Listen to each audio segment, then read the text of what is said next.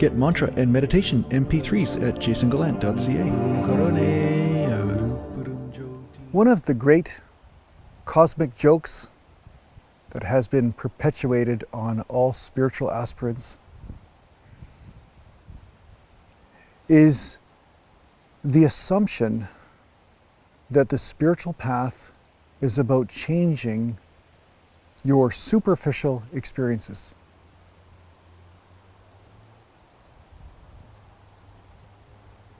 But just like in the Matrix with Neo when he's talking to Morpheus, and Morpheus says that Neo's going to be able to do great things, and Neo goes, "You mean I'll be able to dodge bullets?" And then Morpheus says, "No, when you're ready, you will not have to."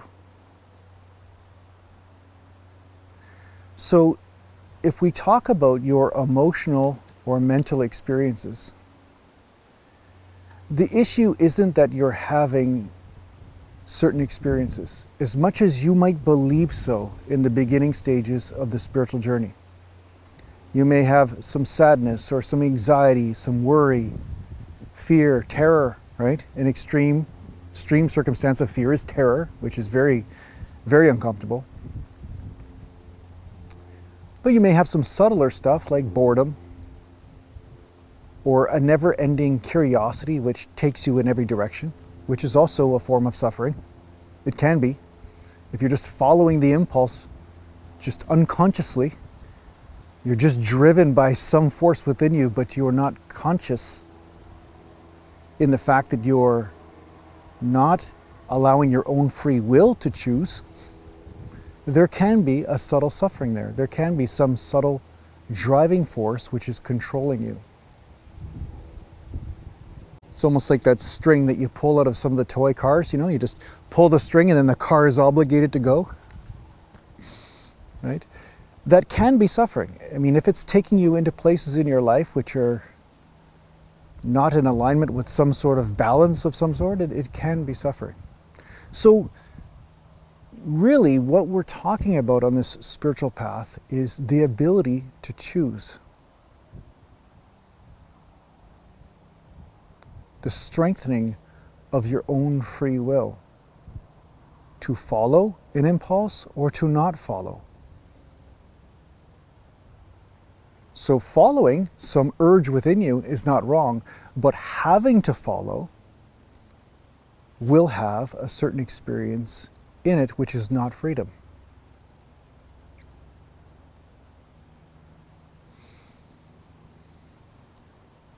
So in the beginning, all of these experiences we have are very believable. I am angry, I am sad, I am worried, and you'll have stories that give credibility to these experiences, to these feelings of lack of freedom, right? You'll have a very convincing argument of why these stories were there. A guru one time told me, he said, these patterns defend themselves. Right? These types of suffering or these dramas, they'll defend themselves within you.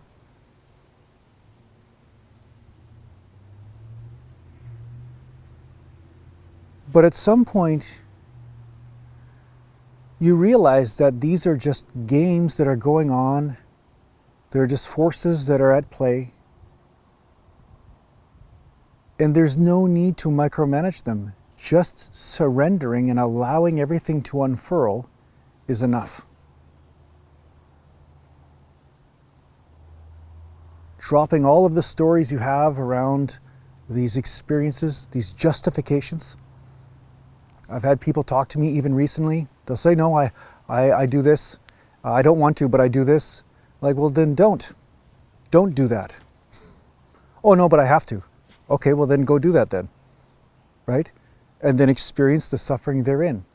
But as you practice, you will notice that you will gain in power, the power of free will. And this is where I'm going to get to my point. Many people are watching spiritual videos on the internet. They're listening to meditation things. They're mixing and matching mantra practices and this, and they're doing all sorts of stuff, not understanding the context of why they're doing any of it. And then they're expecting instantaneous results.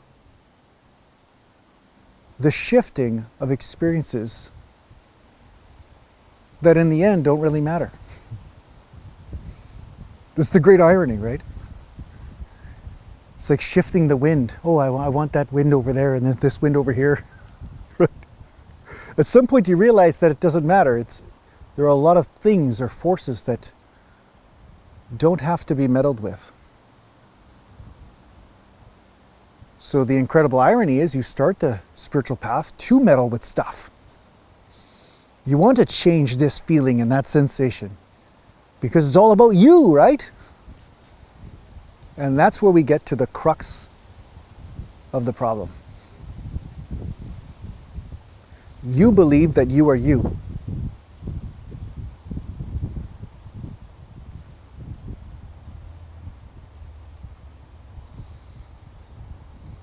You believe that I, that giant that lives in your head, as soon as you wake up, you're like, I and this, and da-da-da-da, all these stories.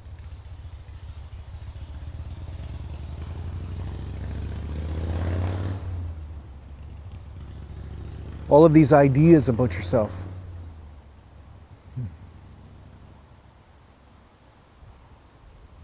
And the problems therein, and the experiences. But there is one aspect within you, the one aspect, which starts before thought, which is free from all of this.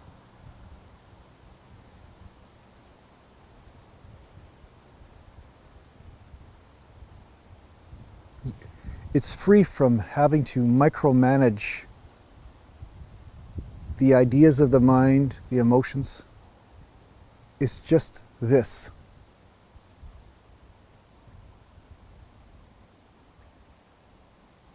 If you don't start the story,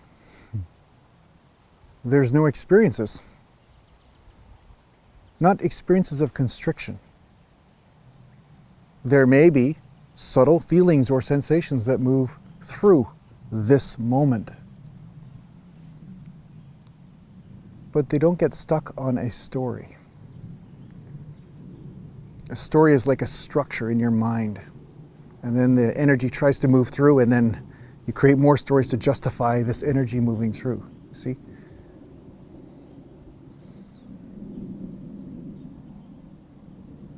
So it's not about micromanaging the experiences so much as it is allowing them to move through and having patience, because that is where most spiritual aspirants fail.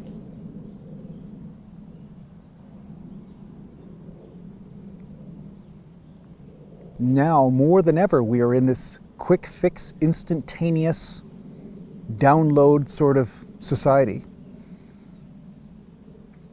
And whereas it took certain sages 40 years to develop a certain level of mastery around a certain illusion or concept, we have people that chant a mantra for 3 days and assume that, hey, why hasn't this worked yet? Right? It's like going to work out. I know I use the workout analogy a lot because it has been a big part of my life. But yeah, it's like going to the gym for a couple of days and then assuming you were supposed to be the epitome of results just after a couple of days. So when you're working with your illusion, which is in the realm of time and space, as you're chanting mantra, it will be like empowering the rivers of truth to move through you.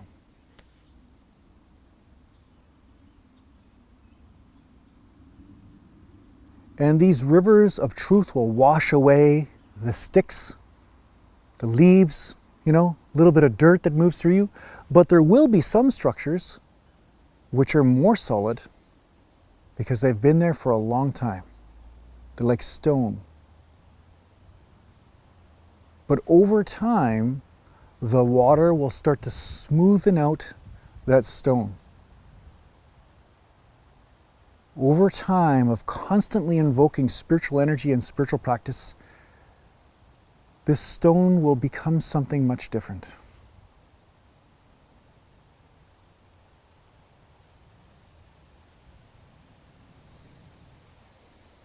So as you surrender your overwhelming need to create a certain experience to compensate for another experience, as you surrender that game, you're allowing the spiritual forces to do what they do.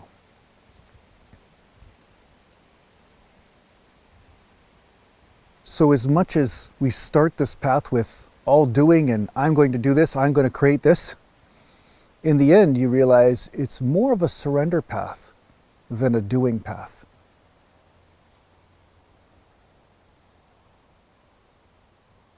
Yes, you may chant mantra, yes, you may do pranayama or meditate, but all of these are attempts to invoke vulnerability and receptivity.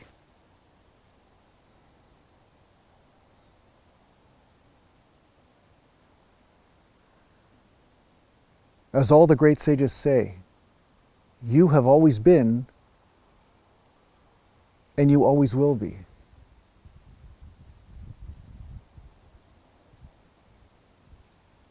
God always was and always will be. You're here to receive that which is already here. That which is the foundation on which all creation sits. It's only that you have created a lot of stories and believed a lot of energies you've attached to those stories, and you've created a veil that you've laid over all of reality like a blanket. So we're reverse engineering ignorance. Starting from scratch. Letting go of all preconceived notions so that truth can reveal itself. And yes, a lot of your preconceived notions have a lot to do with your desires and fears because they're all based on what you think you know.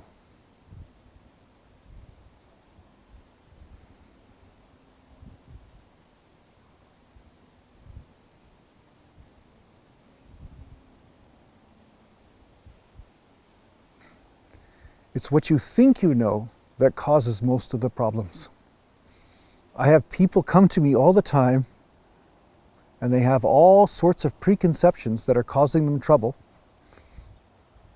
And when I put in my 2 cents, like, oh, maybe you're right, maybe you're not, and then they go back to their preconceptions and continue to suffer. I think this is the reason why some gurus carried sticks.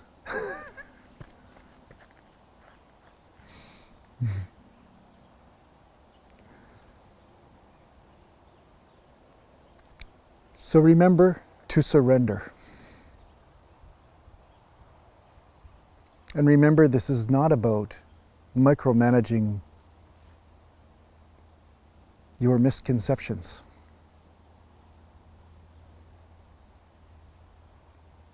As you surrender, your experience of life will naturally evolve, but it will evolve in its own timing and in the way that is in alignment with truth.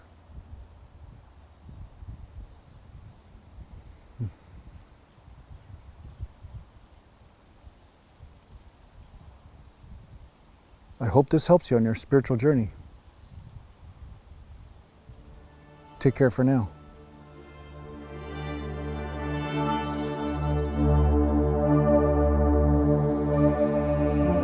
Are you interested in working with a spiritual teacher in a formal setting? Well, perhaps the Wisdom Life School is for you. If you're interested in checking out what the Wisdom Life School is all about, just go to aratima.com.